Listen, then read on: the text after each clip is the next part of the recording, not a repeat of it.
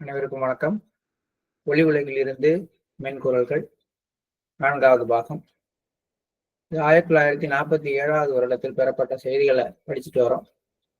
நேற்றுக்கு நம்ம இறுதியாக படித்த போது சுவாமி விவேகானந்தர் பாபுஜியோட உள்முக தொடர்பு கொண்டு இந்தியாவில் பல்வேறு இடங்கள்ல புதைந்து கிடக்கின்ற பல்வேறு கனிம வளங்கள் பற்றி சொல்லிட்டு இருந்தாரு.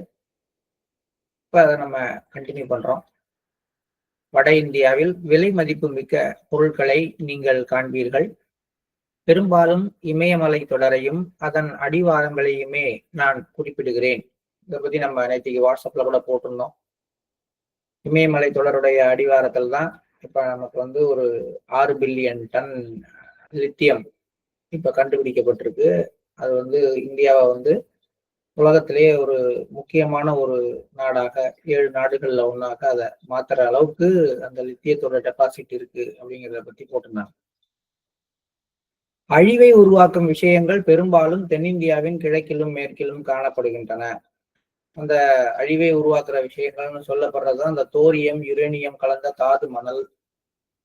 இது வெஸ்டர்ன் காட்ஸ்லயும் தென்னிந்தியாவோட கடற்கரை பகுதிகளிலையும் நிறையவே இருக்கு. இந்த தோரியம் யுரேனியம்லாம் அணு ஆயுதங்கள் தயாரிக்கிறதுக்கு பயன்படுற கதிரியக்க தனிமங்களாக இருக்கு அப்படிங்கிறதையும் நேற்று போட்டோம். இதுதான் சுவாமி விவேகானந்தரும் சொல்றார். அதை நீங்கள் கண்டுபிடிக்க முயற்சி செய்யும் பட்சத்தில் உங்களுக்கு நான் உதவ முடியும். இந்தியா விஞ்ஞானிகளின் நம்பிக்கை நட்சத்திரமாகும். அணு இயல் கோட்பாடு இந்தியாவில்தான் முதலில் ஒரு மாபெரும் ஞானியால் கண்டுபிடிக்கப்பட்டது. இந்த எல்லா விஷயங்களும் அட்டாமிக் சயின்ஸுங்கிறதே இந்தியாவுடையது அப்படின்னு விவேகானந்தர் சொல்றார். இந்தியாவின் ஒவ்வொரு விஞ்ஞான ஆராய்ச்சியாளரும் ஒரு தீர்க்கதரிசியே. அடுத்த குழுவை கொடுக்குறார். இந்தியாவில் யாரெல்லாம் சயின்டிஸ்ட்னு நீங்க சொல்றீங்களோ அவங்க எல்லாம் ஏதோ ஒரு விதத்துல ஸ்பிரிச்சுவலா ஒரு ஹை லெவலுக்கு வந்தவங்களா இருப்பாங்க. ஒவ்வொரு விஞ்ஞான ஆராய்ச்சியாளரும் ஒரு தீர்க்கதரிசியே. அது கணிதவியல்லையா இருக்கலாம் அல்லது அறிவியல்லையா இருக்கலாம். இந்தியாவில் யாரெல்லாம் நம்ம விஞ்ஞானிகள்னு சொல்றோமோ அவங்க எல்லோரும் ஆன்மீக அளவுல உயர்ந்தவர்களாக இருக்கிறார்கள். ஆன்மீகத்தின் மதிப்பு மக்களுக்கு தெரியவில்லை. அடுத்தது பாபுஜி எனது கேள்விக்கான பதிலாக ஏதோ கேட்டிருக்காரு. அதுக்கு விவேகானந்தர் பதில் சொல்றார். அழிவு நடவடிக்கை நிறைவடையட்டும். அந்த நோக்கத்திற்காகவே நீங்கள் இங்கு வந்துள்ளீர்கள். இதுவே உங்களுக்கான முக்கிய பணியாகும். மற்றவர்கள் கட்டமைப்பார்கள். உங்க வேலை அழிக்கிறது. உங்களுக்கு பின்னாடி வர்றவங்க அதை எடுத்து கட்டமைக்கிறது, ரீகன்ஸ்ட்ரக்ட் பண்றது அவங்க வேலை. இப்போ நீங்க உங்களுடைய பணியை செய்யுங்க. பாபுஜி பீரியட்ல தான் உலகத்துல மிகப்பெரிய பேரழிவுகள் எல்லாமே ஏற்பட்டது. First world war, second world war, பாகிஸ்தானோட நம்ம போட்ட சண்டை, சீனாவோட போட்ட சண்டை, உலகத்துல கோல்டு வார்னு சொல்லக்கூடிய பனிப்போர், இவங்க 2 பேருக்கும் ரஷ்யாவுக்கும் அமெரிக்காவுக்கும் நடுப்புற எல்லாமே பாத்தீங்கன்னா பாபுஜியுடைய பீரியட்ல தான் பெருமளவுக்கு நடந்து ஒரு பெரிய அழிவுகளை எல்லாம் அங்கங்க உருவாக்குற பணி தான் அவர்கிட்ட கொடுக்கப்பட்டிருந்தது. அதனால அழிவை உருவாக்குறது உங்கள் பணி. உங்களுக்கு பின்னாடி வர்ற மற்றவர்கள் அதை கட்டமைப்பார்கள் அப்படின்னு சுவாமி விவேகானந்தர் சொல்றாரு. தொடர்ந்து சொல்றாரு. மாணிக்கம் மிகவும் விலை மதிப்பு மிக்க பொருள். உலகில் அரிதாக காணப்படும் அது காஷ்மீரின் வடமேற்கு மூலையில் இருந்தாலும் மற்ற பல பொருட்களைப் போல அபரிமிதமாக இல்லை. வெள்ளி இந்தியாவில் எல்லா இடங்களிலும் உள்ளது. உங்களுக்கு பல விஷயங்களை என்னால் கூற முடியும். இருப்பினும் எழுதி வைக்கப்படும் என்பதை தவிர தற்சமயம் இவற்றிற்கு எந்த மதிப்பும் இல்லை. நீங்க இதெல்லாம் குறிச்சு வைக்கலாம். ஆனா இப்போதைக்கு இதுக்கு எந்த வேல்யூவும் கிடையாது. ஏன்னா நேச்சர் எப்ப விரும்புதோ அப்பதான் தெரியும். இப்ப என்ன இந்தியா சுதந்திரம் அடைஞ்சு 100 வருஷம் ஆகுது, 75 வருஷம் கழிச்சு இவ்வளவு நாள் கழிச்சுதான் இமயமலையில இருக்கிற அந்த லித்தியம் அப்படிங்கிற அந்த ஒரு பகுதியுடைய படிம வளங்கள் நமக்கு தெரியணுமா? அல்லது இப்பதான் அந்தமான்ல கண்டுபிடிச்சிருக்கிறாங்க, யூபியில இருந்து ஆயில் கண்டுபிடிச்சிருக்காங்க, இவ்வளவு நாள் அதெல்லாம் இல்லையா? அப்படி கிடையாது. அது வரக்கூடிய காலகட்டங்கள், அது பயன்பாட்டுக்கு வரக்கூடிய காலகட்டங்களை இயற்கை தீர்மானிக்குது அப்படிங்கிறது தான். அதனால ஆனாலும் நீங்க இப்ப எழுதி வைங்க, பின்னாடி இது ஒரு தீர்க்க தரிசனமாக இருக்கும் அப்படின்னு சொல்றாரு. 13 நவம்பர் 1947 சுவாமி விவேகானந்தர். இறுதியில் உலகில் உள்ள அனைத்தையும் அழிப்பது என்ற கடவுளின் மிகவும் புனிதமான பணிக்காக நீங்கள் நியமிக்கப்பட்டு உள்ளீர்கள். ஏற்கனவே பல முறை இதை பேசும்பொழுது பேசியிருக்கோம். இருக்கிறதுலே புனிதமான பணி எதுன்னு கேட்டா அழிவு பணி தான். ஏன்னா ஆக்கல் காத்தல் ரெண்டும் கடவுளும் செய்கிறார், மனிதனும் செய்கிறார். அழித்தல் மனிதனால செய்ய முடியல அப்படிங்கிறதா உண்மை. என்ன சார் இப்படி சொல்றோம்? அழித்தல் மனுஷனால செய்ய முடியாமலா இவ்வளவு பேரழிவுகள் உருவாகுது, இவ்வளவு உலகம் முழுவதும் இவ்வளவு பிரச்சனைகள் வருதுன்னா இவையெல்லாம் அழிவு கிடையாது. எந்த விதமான பக்க விளைவும் இல்லாத ஒரு அழிவை உருவாக்க முடியுமா மனிதனால அப்படின்னா ரொம்ப கஷ்டம். இப்ப இயற்கையில உருவாகிற பொருள்களுக்கும் செயற்கையா உருவாகிற பொருள்களுக்கும் என்ன வித்தியாசம்? இயற்கையில ஒரு ஒரு மரம் இருக்கு, இல்ல ஒரு உயிரினம் தோன்றுகிறது அப்படின்னா அது உருவாகி வளர்ந்து அழிந்த பிறகு கொஞ்ச நாள்ல மக்கி அது எல்லாமே கம்ப்ளீட்டா டீகம்போஸ் ஆகி அது இருந்த சுவடே தெரியாம மாறி போகுது. ஆனா மனிதனால உருவாக்கப்படுற ஏதாவது ஒரு பொருள் இருந்த சுவடே தெரியாம வளிமண்டலத்திலேயோ அல்லது மண்ணுலயோ அல்லது சுற்றுச்சூழல்லையோ எந்த பாதிப்பும் ஏற்படுத்தாமல் அழிக்கப்படுற ஏதாவது பொருள்கள் இருக்கா அப்படின்னா எதுவுமே கிடையாது. காரா இருக்கலாம், செல்போனா இருக்கலாம், பேட்டரியா இருக்கலாம், எதுவாக வேணுமானாலும் இருக்கலாம். உலகம் அழிக்கிறதுக்கான அந்த கெப்பாசிட்டி இல்லாத உலகத்துல நம்ம வாழ்றதுனாலதான் நம்ம அழிவை நோக்கி போயிட்டு இருக்கோம். இந்த ஒரு புத்திசாலித்தனம் மனிதன்கிட்ட இருந்ததுன்னா எந்த ஒரு பொருளை உருவாக்குறதுக்கு முன்னாடியும் அதை எப்படி அழிக்கிறது அப்படிங்கிற சிந்தனை மனிதனுக்கு வரும். அழிக்கிறது அப்படின்னா இல்லாம பண்றது மட்டுமல்ல, அதனுடைய சுவடு ஐம்பூதங்கள்ல இருக்குது. அது மாதிரி அழிக்கிறது தான் உண்மையான அழிவு. இப்ப பாத்தீங்கன்னா இன்னைக்கு நம்ம பேட்டரியை பத்தி பேசுறோம். எல்லா வாகனங்களையும் பேட்டரியா மாத்தணும் அப்படின்னு சொல்றோம். புகையிலிருந்து பெட்ரோல்னால ஏற்பட்ட சீரழிவு அப்படின்லாம் சொல்லி எண்ணெய் வளங்கள் காற்று மண்டலத்தை மாசுபடுத்துது அப்படின்னு சொல்லி பேட்டரி தயாரிக்க. இந்த பேட்டரியினுடைய லைஃப் 5 வருஷம், 6 வருஷம் அல்லது 8 வருஷம். 8 வருஷம் கழிக்கு கோடிக்கணக்கான பேட்டரியில உள்ளார இருக்கக்கூடிய அந்த கெமிக்கல்ஸை அப்படியே டிஸ்ட்ராய் பண்றப்ப அது எவ்வளவு பெரிய பிரச்சனை ஆகுங்கிறத அன்னைக்குதான் நம்ம சிந்திப்போம். இன்னைக்கு சிந்திக்க மாட்டோம். இன்னைக்கு பார்த்தால் அது ஒரு மாற்று இது அப்படின்னு சொல்லி எல்லாருமே எலக்ட்ரானிக் காருக்கு, எலக்ட்ரிக்கல் காருக்கு, எலக்ட்ரிக்கல் ஸ்கூட்டருக்கெல்லாம் மாறுறோம். இது உடனடியா விளைவை ஏற்படுத்தும் நம்புறோம். ஆனா இதனுடைய நீண்ட கால விளைவு என்ன? இன்னைக்கு எப்படி பெட்ரோலால ஏற்பட்ட மாச காற்று மன்றத்துல இருந்து நீக்க முடியலையோ, அது மாதிரி இன்னைக்கு உருவாக்குற பேட்டரியினுடைய அந்த ஒரு எல்லா இடங்கள்லயும் பேட்டரி கார் எல்லாமே பேட்டரியா மாறி அந்த மாதிரி ஒரு சூழ்நிலை வரும்பொழுது ஒரு 10 ஆண்டுகள் கழிச்சு ஒரு நாளைக்கு ஒரு கோடி பேட்டரியை டெமாலிஷ் பண்ண வேண்டியது. அப்ப அது வளிமண்டலத்துல என்ன விதமான தாக்கங்களை ஏற்படுத்தும்னு இன்னைக்கு நம்ம சிந்திக்காம தான் இருக்கோம். இதுதான் மனித இனம். ஸோ அழிவு பணிங்கிறது ஒரு புனிதமான பணி. அந்த பணி கடவுளுடைய பணிகளிலேயே மிகவும் புனிதமானது அப்படின்னு சொல்றாரு. அதற்காக நீங்கள் நியமிக்கப்பட்டுள்ளீர்கள். நான் உங்களிடம் ஏற்கனவே கூறியுள்ளபடி அந்த பணிக்கு நீங்கள் வழிகாட்டும் சக்தியாக இருந்து அதை நிறைவேற்றும் உத்தரவுகளை வேறொருவருக்கு அளிப்பீர்கள். ஏன்னா இதுவரைக்கும் மகாபிரளயம் வரைக்கும் இவருதான் அப்படின்னு சொல்லிட்டாரு. மகாபிரளயம் வரைக்கும் நீங்க தான் இருக்க போறீங்க. மகாபிரளயத்தின் போது ஏற்படுகின்ற அந்த அழிவுக்கு நீங்க தான் பொறுப்பாளி. நீங்க சொல்ற உத்தரவுகளை கேட்டுதான் இன்னொருத்தர் அந்த பணியை முடிக்க போறாரு. அதனால அதுக்காக நியமிக்கப்பட்ட சக்தியாக நீங்கள் இருக்கிறீர்கள். கால ரூபம் தயால ரூபம் அப்படின்னு சொன்னாலும் கூட பாபுஜிங்கிற வரைக்கும் தயால ரூபமா இருந்தாரு. உயிரோட இருக்கிற வரைக்கும், அந்த உலகத்துல வாழ்ற வரைக்கும் அவர் ஒரு தயால ரூபத்துல இருந்தாலும் கூட அவருடைய உண்மையான ரூபம் கால ரூபம். அவர் வேலை அழிவு பணி அப்படின்னு விவேகானந்தர் சொல்றார். இப்பணி குறிப்பாக உங்களுக்கு ஒதுக்கப்பட்டுள்ளது. மற்றவர்கள் உங்கள் உத்தரவின்படி பணிபுரிவார்கள். துறவிகள் இருப்பார்கள். இருந்தாலும் ஆன்மீக வரலாற்றில் குறிப்பாக அழிவிற்கான பணியில் நீங்களே குறிப்பிடத்தக்கவராக இருப்பீர்கள். இறுதி அழிவிற்கான பணியை செய்பவர் கண்டிப்பாக மைய மண்டலத்தில் நீண்டு கொண்டிருப்பார். அவர் உங்களுக்கு அடுத்து உள்ள ஆன்மீக புருஷர் ஆவார். இதுக்கப்புறம் வரக்கூடியவர் அந்த லாஸ்ட் ஒன். அவர் அதே மாதிரி உங்களை மாதிரி அதுல இருப்பாரு அப்படின்னு ஒரு விஷயங்கள்லாம் சொல்றார். இதெல்லாம் நம்மளுடைய புரிதலுக்கு அப்பாற்பட்ட விஷயங்களாக இருக்கு. இதையும் நம்ம தெரிஞ்சு வச்சுக்குவோம். ஒரு காலகட்டத்துல இதை உணர்ற ஒரு பாக்கியத்தை மாஸ்டர் கொடுக்கட்டும். 22 நவம்பர் 1947. மதிப்பிற்குரிய லாலாஜி. நாரதர் தனது இசை மூலமும் பக்தி மார்க்கங்களை கடைபிடித்தும் அன்பின் உருவாகவே ஆகிவிட்ட முனிவர். இது அவரது அகக்குரலுடன் இணைந்திருந்தது. அதற்குள்ளேயே அவர் ஐக்கியமாகி தனது செயற்களத்தை விரிவுபடுத்தி இருந்தார். ஆசைகள் அவரை விட்டு விலகின, ஆனால் அதற்கு நெடுங்காலம் ஆயிற்று. அவரது அணுகுநிலையும் விரிவாக்கமும் இதய மண்டலத்தின் கீழ்நிலை புள்ளிக்கு சிறிது மேலே இருப்பதாக சொல்லக்கூடிய ஒரு புள்ளி வரை இருந்தது. ஆகவே அவர் ஆன்மீகம் எனும் ஏணிப்படிகளில் மிகவும் கீழ்நிலையில் இருந்தார் என நீங்கள் கூறுவது சரிதான். ஆனால் இந்த விளக்கத்தில் மிகவும் என்ற வார்த்தை நீக்கப்பட்டால் சரியாக இருக்கும்.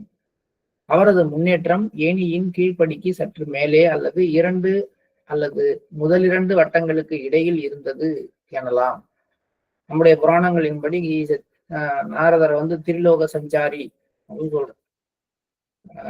சிவலோகமா இருக்கலாம், விஷ்ணு லோகமா இருக்கலாம், பிரம்மலோகமா இருக்கலாம், அல்லது எந்த ஒரு லோகமாக இருந்தாலும் சரி, பாதாள லோகம், இந்த கர்ம பூமி, மேல விண்ணுலகம், எல்லா உலகங்கள்லையும் டிராவல் பண்ணக்கூடிய கெப்பாசிட்டி உள்ளவர், எல்லா கடவுளர்களையும் சந்திக்கக்கூடிய கெப்பாசிட்டி உள்ளவர் அப்படின்லாம் நம்ம நாரதரை பேசுறோம். பட் அவருடைய ஸ்பிரிச்சுவல் கண்டிஷன் பத்தி பாபுஜி என்ன சொல்றாருன்னா, அவர் இதய மண்டலத்தின் முதல் புள்ளிக்கு சற்று மேல் வரைக்கும் தான் முன்னேறிந்தார். ஆனால் அணுக்கு நிலை அப்படி இருந்தாலும் அதுல விரிவடைந்திருந்தார். ஒவ்வொரு புள்ளி விரிவடைந்தால் அது எந்த அளவுக்கு வீரியமாக இருக்கும் அப்படிங்கிறதுக்கு நாரதர் ஒரு எடுத்துக்காட்டு. குறைஞ்சபட்சம் நீங்க இப்ப நம்ம பேசுறதே 6வது 7வது 8வது புள்ளியை பத்தி பேசுறோம். ஆனா முதல் புள்ளியிலேயே அந்த அளவுக்கு விரிவடைதல் அப்படிங்கிறத அவர் எப்படி சாதித்தார்? அன்பின் மூலமாக சாதித்தார். அன்பின் உருவாக்கமாக, பக்தியின் மூலமாக அவரால் அதை சாதிக்க முடிஞ்சுது. நாம அதுல ஷார்ப்பா மேல போறோம். பேட்ச்ல பாத்தீங்கன்னாலே 2 சைடும் நம்ம எங்கேயுமே பரவல. நம்மளுடைய ஆன்மீக பாதை கீழே இருந்து மேல வரைக்கும் செங்குத்தா ஒரே பேரலா போயிடுது. ஆனா நாரதர் அப்படிங்கிறவரை பாத்தீங்கன்னா இந்த ஆன்மீக பாதையை ஒரு ஏணிப்படி மாதிரி இப்படி வச்சுக்கிட்டீங்க அப்படின்னா அதுல கீழே இருக்கிற 2 படிக்குள்ளாரதான் அவர் இருக்கிறாரு அப்படின்னு சுவாமி விவேகானந்தர் சொல்றார். சுவாமி விவேகானந்தர் ஒரு ஏணி என எடுத்துக்கொண்டால் நாரத முனிவர் அதன் கீழ்ப்பகுதியின் கீழ் 2 பகுதிகளுக்கு நடுவில் சுற்றி கொண்டிருக்கிறார். ஏணியின் மேலிருந்து கீழ் வரை படிகள் உள்ளன. சுலபமாக புரிந்து கொள்ள கிட்டத்தட்ட அவர் ஏணியின் 7ல் 1 பகுதியில் இருந்தார் என்பது எனது கருத்தாகும். 7ல் 1 பகுதின்னு வச்சுங்களா, 2ம் ஒண்ணுதான். இப்ப 13 புள்ளி இருக்கு அப்படின்னு சொல்றோம். இந்த 13 புள்ளிய நம்ம 7ஆ பிரிச்சோம்னா என்ன வரும்? கிட்டத்தட்ட 2 புள்ளிங்கிறது ஒரு படின்னு வரும் கிட்டத்தட்ட.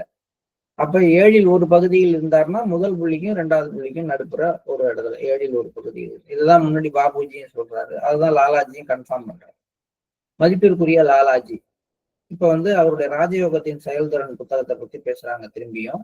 இது ஏற்கனவே இதுல சொல்லப்பட்டுள்ள விஷயங்கள்லாம் மிகச்சரியானவைன்னு ராஜயோகத்தை கண்டுபிடித்த தீர்க்கதரிசியே நேரடியாக தொடர்பு கொண்டு கன்ஃபார்ம் பண்றாரு. இப்ப லாலாஜி சொல்றாரு, உங்களுடைய புத்தகம் ஸ்ரீ கிருஷ்ணராலும் சரிபார்க்கப்பட்டதுங்கிறது. அவரும் அதை சரிபார்த்து அதுல இருக்கிற எதுவுமே திருத்தம் செய்ய வேண்டிய தேவையில்லை, எல்லாமே சரியா இருக்கு அப்படின்னு கன்ஃபார்ம் பண்ணியிருக்காரு. மொழி நடையில ஏதாவது திருத்தம் வேணும்னா நீங்க செய்து கொள்ளுங்கள் அப்படின்னு சொல்றாரு. இப்போ ராஜயோகத்தின் செயல்திறன்கிற புத்தகம் எத்தனை பேரால சரிபார்க்கப்பட்டு வெளிப்படுத்தப்பட்டிருக்கு, அந்த புத்தகத்துக்கு நம்ம அவ்வளவு இம்பார்ட்டன்ஸ் கொடுக்குறோமா அப்படிங்கிறத நம்ம யோசனை பண்ணணும். அந்த புத்தகத்தை மீண்டும் மீண்டும் படிக்கணும். ஏன்னா இத்தனை மகான்கள் அதை சரி பார்த்து விடுறாங்க வெளியில அப்படின்னா அது எவ்வளவு இயற்கையோட ரகசியங்கள் அடங்கிய ஒரு புத்தகமாக இருக்கும் அப்படிங்கிறத நம்ம புரிந்து கொள்ள வேண்டும். சுவாமி விவேகானந்தர், நான் உங்களிடம் உண்மையை கூறுகிறேன். நீங்கள் எழுதியுள்ள புத்தகங்கள் அனைத்துமே ஈடு இணையற்றவை. அதை படிப்பவர்கள் அவற்றை புரிந்து கொள்வதற்கான திறன் இருக்க வேண்டும். ரொம்ப முக்கியம் அதுதான். இல்லைன்னா ஒரு புத்தகம்ங்கிறது வெறும் பிரிண்டட் பேப்பர்ஸ், அவ்வளவுதான். புரிதல் திறன் உள்ளவங்களுக்கு மட்டும்தான் அது பொக்கிஷம். புரியலன்னா என்ன பண்ண முடியும்? நீங்க எழுதியிருக்க புத்தகம் எல்லாம் இன்கம்பேரபிள்ங்கிறார், எதோடையுமே ஒப்பிட முடியாது, ஈடு இணை இல்லாதவை தான். ஒண்ணு அதை படிக்கிற அளவுக்கு திறனை மக்கள்கிட்ட உருவாக்கணும். மைய மண்டலம் ஐயத்துக்கு இடமின்றி இயற்கையின் ரகசியத்தை வெளிப்படுத்தி உள்ளது. உங்களுடைய பீரியட்ல உங்களுடைய எழுத்துக்கள் மூலமாக இந்த மைய மண்டலம் அப்படிங்கிற இயற்கையோட ரகசியம் வெளிப்பட ஆரம்பித்திருக்கிறது. இதை பற்றி இதுவரை எவரும் அறிந்திருக்கவில்லை என நான் உறுதியாக கூறுவேன். இதைதான் நேற்றுக்கு ராஜயோகத்தை கண்டுபிடித்த அந்த தீர்க்கதரிசியும் சொன்னார், மகானும் சொன்னார். அதையேதான் இன்னைக்கு விவேகானந்தரும் சொல்றார். இதுவரைக்கும் இந்த மைய மண்டலம் பற்றிய கருத்துக்களை எவரும் அறிந்திருக்கவில்லை. இதுக்கடுத்து முக்கியமா அடுத்தது சொல்றார். உருது மொழியில் நீங்கள் எழுதிய முதல் புத்தகமான சகஜ மார்க்கத்தின் 10 நியமங்களின் விரிவுரை பற்றி பகவத்கீதைக்கு பிறகு வந்த முதல் புத்தகம் இதுதான் என்ற எனது விமர்சனத்தை நினைவில் கொள்ளுங்கள். எந்த அளவுக்கு சொல்றாரு பாருங்க. இதுவரைக்கும் பேசுறதுல ரொம்ப ரொம்ப முக்கியமான ஒரு லிட்டரேச்சர் ஹிந்துயிசத்துல அப்படின்னு சொல்ல போனீங்கன்னா பகவத்கீதை. அதுக்கப்புறம் ஆயிரக்கணக்கான நூல்கள், ஆயிரக்கணக்கான விஷயங்கள், ஏன் விவேகானந்தர் எழுதின புத்தகங்களே நிறைய இருக்கு. ஆனா அவர் அதெல்லாம் சொல்லல. பகவத்கீதைக்கு பிறகு முழுசா பல விஷயங்களை எடுத்து சொல்லக்கூடிய ஒரு புத்தகமாக, ஒரு வேத புத்தகமாக, இந்துக்களுடைய வேதம்னு பகவத்கீதையை சொல்றேன். பகவத்கீதைக்கு அப்புறம் அந்த அளவுக்கு ஈக்குவலான ஒரு புத்தகம் இருக்கு அப்படின்னா 10 நியமங்களின் விரிவுரைன்னு பாபுஜி எழுதின அந்த புத்தகம் தான் அப்படின்னு சொல்றாரு. இப்ப நம்ம இந்த 2 புத்தகங்களோட முக்கியத்துவம், நமக்கு ராஜயோகத்தின் செயல்திறனோட முக்கியத்துவம் என்ன, 10 நியமங்களின் விரிவுரைங்கிற இந்த புத்தகத்தோட முக்கியத்துவம் என்ன அப்படிங்கிறத இதை படிக்கும்போது நம்ம நல்லா புரிஞ்சுக்கணும். அப்ப இந்த புத்தகங்களை ஒரு முறை படித்தால் பத்தாது. ஏன் பத்தாது அப்படின்னா, இவற்றை புரிந்து கொள்வதற்கான திறன் படிப்பவர்களுக்குள்ளார இருந்தாதான் அது அதனுடைய ரகசியத்தை வெளிப்படுத்தும். இயற்கை தன்னுடைய முழு ரகசியத்தையும் இந்த இவரோட பாபுஜியோட எழுத்துக்கள் மூலமாக வெளியில கொண்டு வந்திருக்குன்னு 2 பேர் சொல்றாங்க. அதுல ஒருத்தர் ராஜயோகத்தின் செயல்திறனை அந்த அளவுக்கு பாராட்டி அதுல இருக்கிற விஷயங்கள்லாம் சரி பார்த்து, ஒருத்தருக்கு 2 பேருக்கு 3 பேர் சரி பார்த்து கன்ஃபார்ம் பண்றாங்க.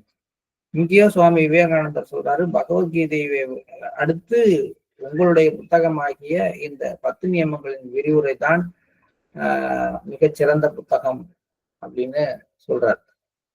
இந்த புத்தகங்கள்லாம் நம்ம வீட்டுல இருக்கும், திருப்பி எடுத்து நம்ம படிக்கணும் அப்படிங்கிறது தான் இந்த பகுதியை படிக்கிறது மூலமா நமக்கு கிடைக்கிற அகத்தூண்டலாக இருக்க வேண்டும். 8 டிசம்பர் 1947 நோயுற்று இருந்த போது, பாபுஜி சிவியரா அடிக்கடி நோய்வாய்ப்படுவார். அது மாதிரி டிசம்பர் மாதத்துல 1947 வருடத்துல ஒரு கடுமையான நோய்வாய்ப்பட்டிருந்த போது விவேகானந்தர் உள்முக தொடர்பு கொண்டு பேசுறார். பொதுவாக உலகில் மக்களை அலைக்கழிக்கின்ற பல விஷயங்கள் இருக்கின்றன. அவர்கள் நதி அல்லது குளத்தில் சுழலும் படகு போல குறிக்கோள் எதுவுமின்றி அலைகிறார்கள். ஏதாவது இருக்கா அப்படின்னா எந்த குறிக்கோளும் கிடையாது. எந்த குறிக்கோளும் கிடையாது. அவங்களுக்கு அதிகபட்சம் என்னன்னு கேட்டா, நம்மளுடைய வாழ்க்கையை நல்லா வாழணும், இன்னும் பணம் சம்பாதிக்கணும், நம்ம சந்ததியினர் நல்லா இருக்கணும், இன்னும் கொஞ்சம் விரிவடைந்ததுன்னா உலகத்துல இருக்கிற எல்லாரும் நல்லா இருக்கணும் அப்படின்னு இந்த பிளேனை பத்திய திங்கிங்ல மட்டும்தான் இருக்கிறாங்க. இது குறிக்கோளே இல்லைங்கிற. இப்ப ஒரு ஃபர்ஸ்ட் ஸ்டாண்டர்ட் படிக்கிற பையனோ செகண்ட் ஸ்டாண்டர்ட்ல படிக்கிற பையனுக்கோ அந்த 2வது படிக்கிற அந்த ஒரு விஷயத்தை தவிர வேற மேல் கிளாஸுக்கு போகணும், பெரிய ஆளாகணும், பெரிய ஒரு பதவிக்கு போகணும் அப்படின்லாம் எந்த சிந்தனையும் இல்லாம அந்த கிளாஸை பத்தி மட்டுமே ஒரு சிந்தனையை சுத்திட்டு இருந்தா அது எப்படி இருக்கும்? அது ஒரு பெரிய விளைவை ஏற்படுத்தாது. என்ன இருந்தாலும் சரி, நம்ம எந்த பிளேன்ல இருக்கோமோ அதுக்கு அடுத்த பிளேனை பத்திய சிந்தனை யாருக்கு வருகிறதோ அவங்கதான் ஓரளவுக்கு குறிக்கோள் உடையவர்கள். யாருக்காவது தன்னுடைய ஆன்மாவினுடைய இறுதி நிலை என்னவோ அதை அடையணுங்கிற குறிக்கோள் வந்துச்சுன்னா அதுதான் உச்சபட்ச குறிக்கோள். இப்ப மக்களை பாத்தீங்கன்னா பொதுவாக அவங்களுக்கு குறிக்கோள்னு எதுவும் கிடையாது. அவங்க அந்த ஏரியாவில சுத்துறதான் விரும்புறாங்க. அதுதான் சொல்றாரு, குளத்தில் சுழலும் படகு போல குறிக்கோள் எதுவும் இன்றி அலைகிறார்கள். அது என்ன பண்ணும்? என்ன வேகமா சுத்தினாலும் என்ன பண்ணாலும் அந்த குளத்தின் கரைக்கு உட்பட்ட தண்ணியில நல்ல வேகமா சுத்தலாம், மெதுவா சுத்தலாம், ஸ்மூத்தா சுத்தலாம், இல்ல ரொம்ப ரொம்ப மெதுவா ஆடி அசைஞ்சு நிதானமா போய் காட்டலாமே ஒழிய அதை தாண்டி அது இந்த கரையில இருந்து அந்த கரைக்கு போனது, இதுக்கு அடுத்த கண்டிஷனுக்கு எடுத்துட்டு போனது மக்களை அப்படிங்கிறதெல்லாம் இல்லைங்கிற மாதிரி பெரும்பாலான மக்கள் இந்த வாழ்க்கை பூமியில இருக்கக்கூடிய இந்த ஒரு வாழ்க்கையை பற்றிய சிந்தனையை தவிர வேறு எதுவும் இன்றி அலைகிறார்கள்.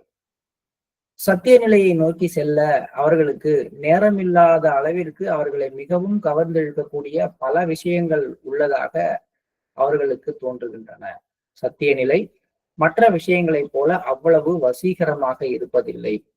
அவர்களது இதயத்தில் உருவாக்கப்படும் ஆர்வத்தின் காரணமாக எழும் பல செயல்கள் பலவித துன்பங்களை விளைவிக்கின்றன. இந்த இடத்துல பாபுஜியோட இருந்த ஒரு ஃபாரினரோட எக்ஸ்பீரியன்ஸ் ஒன்று அதுல நிறைய சொல்லுவாரு. அது ஒரு முக்கியமான விஷயம் பாபுஜி அவரை கூப்பிட்டு சொல்லுவார் ஒரு இடத்துல வந்திருக்கப்ப,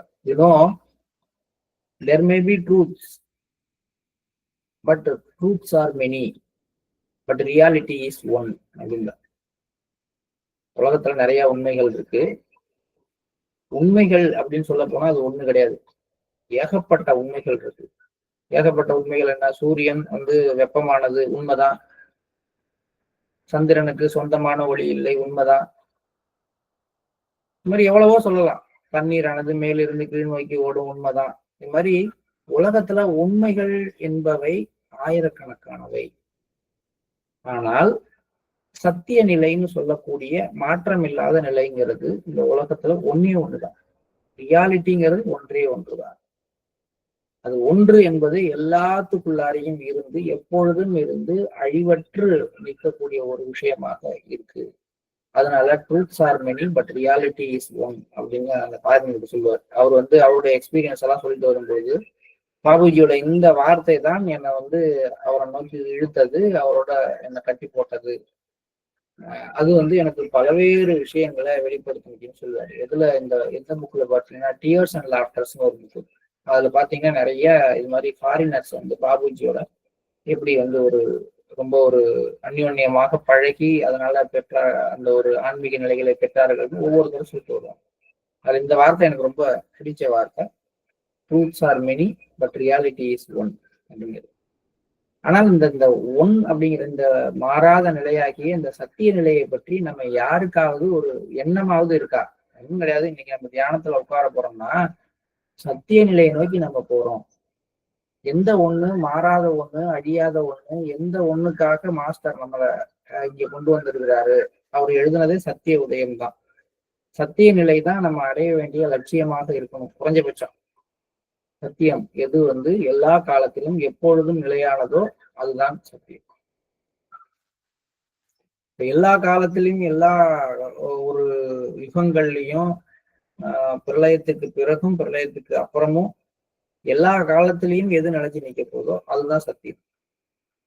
அந்த ஒன்று என்னவோ அதை நான் எனக்குள்ளாரையும் அது இருக்கு. ஏன்னா படைக்கப்பட்ட ஒவ்வொரு பொருளுக்குள்ளாரையும் அந்த சத்திய நிலையுடைய சாராம்சம் இருக்கு அப்படின்னா நமக்குள்ளாரையும் இருக்கு. அப்படி இருக்கிற அந்த விஷயத்தை நான் உணரணுங்கிற ஏக்கமோ அதுக்கான ஒரு சின்ன முயற்சியோ மக்கள்கிட்ட கிடையாதுங்கிற. ஏன் அப்படின்னா இந்த சத்திய நிலைக்கு வசீகரம் கிடையாது. பொய்யையும் உண்மையும் எடுத்தீங்கனாலே பொய்க்கு இருக்கிற வசீகரம் உண்மைக்கு கிடையாது. பொய்யோடு கம்பேர் பண்ணும்போது உண்மையே வசீகரமற்ற விஷயம் அப்படின்னா உண்மையோடு கம்பேர் பண்ணும்போது சத்திய நிலை அப்படிங்கிறது ஒன்றுமே இல்லாத விஷயம். யாருக்கு அது மேல இன்ட்ரெஸ்ட் வரும்?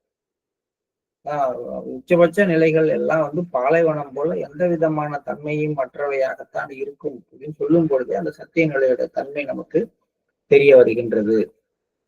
சத்திய நிலை மற்ற விஷயங்களைப் போல அவ்வளவு வசீகரமாக இருப்பதில்லை. அவர்களது இதயத்தில் உருவாக்கப்படும் ஆர்வத்தின் காரணமாக எழுகின்ற பல செயல்கள் பலவித துன்பங்களை விளைவிக்கின்றன. இதுவும் ரொம்ப முக்கியமான விஷயம். நம்ம செய்யற செயல்பாடுகள் எல்லாம் நமக்குள்ளார ஏற்படுகின்ற தீவிர ஆர்வங்களின் விளைவாகத்தான் இருக்குதே ஒழிய சத்திய நிலையின் மீது கொண்ட நாட்டத்தின் காரணமாக இல்லை. அப்ப எதெல்லாம் தீவிர ஆர்வத்தின் காரணமாக நமக்குள்ளார எழுகின்ற செயல்பாடுகளோ ஈவன் அது மிஷன் வளர்ச்சிக்கானதாக இருந்தால் கூட அங்கே நீங்கள் சில துன்பங்களையும் அனுபவிக்கணும். நீங்க ஆசிரமம் கட்டணும்னு இறங்குறீங்க, தீவிர ஆர்வம், மாஸ்டருக்காக ஏதாவது செய்யணும் அப்படின்னு ஒரு தீவிர ஆர்வத்துல இறங்கி செஞ்சீங்கன்னா உண்மையிலேயே நீங்க ஆன்மீக பணிதான் செய்றீங்க, மாஸ்டர் பத்திய சின்னங்கள்லாம் வருது. ஆனால் நீங்க இறங்கின பணியில உங்களுக்கு துன்பமும் வரும். ஏன்னா நீங்கள் ஆர்வத்தின் காரணமாக செய்கிற செயல்கள்ல அதுவும் ஒண்ணு. என்னன்னா இது மற்ற விஷயங்கள் இப்ப என்னுடைய சொந்த வாழ்க்கையில ஆர்வத்தின் காரணமாக நான் செய்யற விஷயங்கள் எனக்காக செய்து அதுக்காக துன்பத்தை அனுபவிக்கிறேன். ஆன்மீக வாழ்க்கையில தீவிர ஆர்வத்தின் காரணமாக இருக்கிற என்னுடைய செயல்பாடுகள் மிஷனுக்காகவோ மாஸ்டருக்காகவோ ஆர்வத்துல செஞ்சு அதுக்கான துன்பத்தை அனுபவிக்கிறேன். இவ்வளவுதான் வித்தியாசம். ஆனால் உண்மையிலேயே செய்யக்கூடிய செயல்கள் சத்திய நிலைங்கிற பேஸ் மேல இருந்து செய்யப்பட்டால் அவை துன்பங்களை விளைவிக்காது அப்படிங்கிற ஒரு கோட்டையும் இந்த இடத்துல சுவாமி விவேகானந்தர் சொல்றாரு. இந்த பாரா ஃபுல்லாவே நிறைய ரகசிய குறிப்புகள் இருக்கிறதா எனக்கு படுது. ஆனால் இது ஒண்ணு விரிவடையணும் அப்படின்னா நம்ம தனியாவே இந்த ஒரு பாராவை எடுத்துட்டு தியானம் பண்ணி பார்க்கலாம்.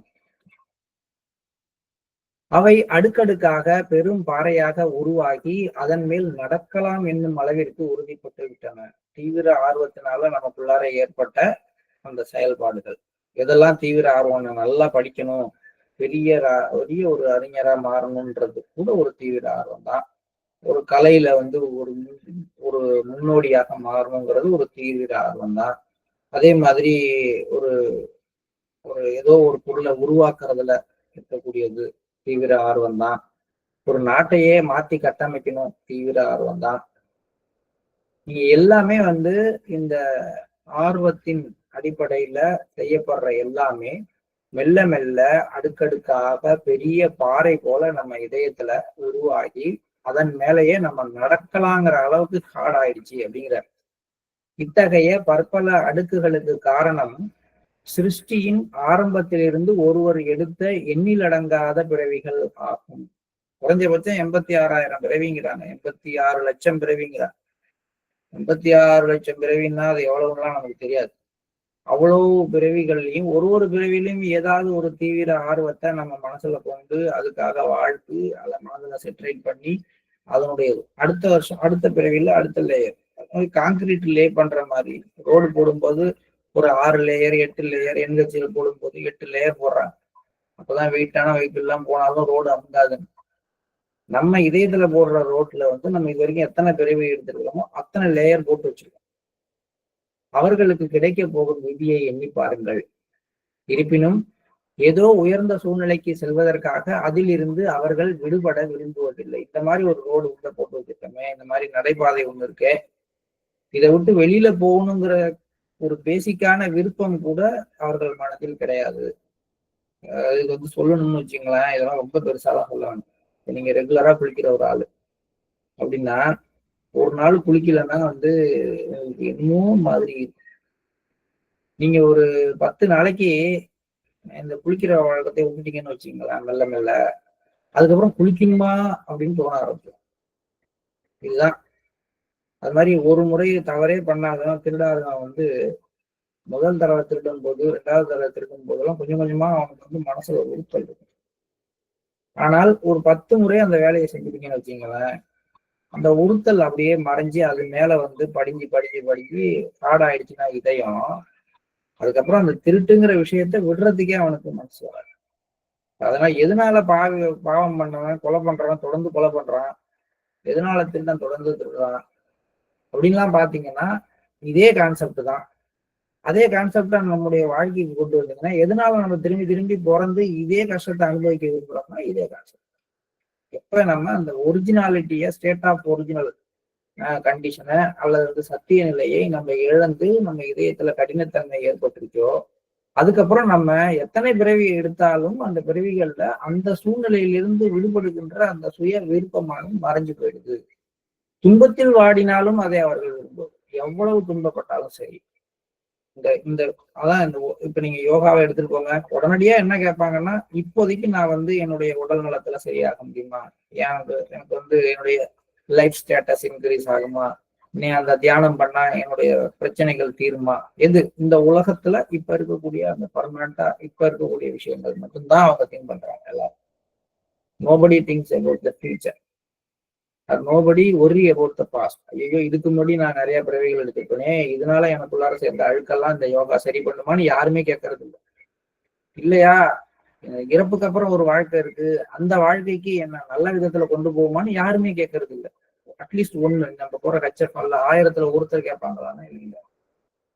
பீப்புள் எல்லாருமே எதுக்குள்ளார இருக்கிறாங்க அப்படின்னா இந்த ஒரு செட்டப் உள்ளாரதான் இருக்கிறாங்க. காரணம் என்னன்னா, ஒவ்வொரு பிறவியிலையும் தீவிர ஆர்வங்களினால் அவர்கள் எடுத்துக்கொண்ட அவர்களுக்குள்ளார சேர்த்து கொண்ட அந்த கடினத்தன்மை, இறுதியில் சிரமங்கள், சிக்கல்கள் மற்றும் துன்பங்களே அவர்களுக்கு வாழ்க்கை பாடத்தை கற்பிக்கின்றன. துன்பங்களின் வடிவில் இந்த போகங்களை அனுபவித்து இந்த அடுக்குகள் குறையும் போது எப்படியோ மனிதன் பரம்பொருளை பற்றி எண்ண ஆரம்பிக்கிறான். அப்ப துவைச்சு எடுக்கணும். பல பிறவிகள்ல தொடர்ந்து துன்பப்பட்டு இந்த போக அடுக்குகள் உடையணும். இன்பங்கள்னால எப்பயுமே போக அடுக்குகள் உடையாது. துன்பங்கள்னாலதான் உடையும். ஏன்னு கேளுங்களேன், ஒருத்தன் இன்பத்தை அனுபவிச்சு விரக்திக்கு போறதில்லை, வேணவே வேணாம், செயலற்ற நிலைக்கு போறது கிடையாது. இன்பத்தை அனுபவிக்கும் போது திகற்ற நிலைக்கு வேணா போலாமே ஒழிய அது செயலற்ற நிலைன்னு சொல்ல முடியாது. அந்த இன்பத்தை அவன் இனிமே வேணாம், அவனுக்கு வேணாம்னு சொல்லுவானே ஒழிய அது இன்பம் இல்லைன்னு சொல்றதுக்கான வாய்ப்பு இல்லை.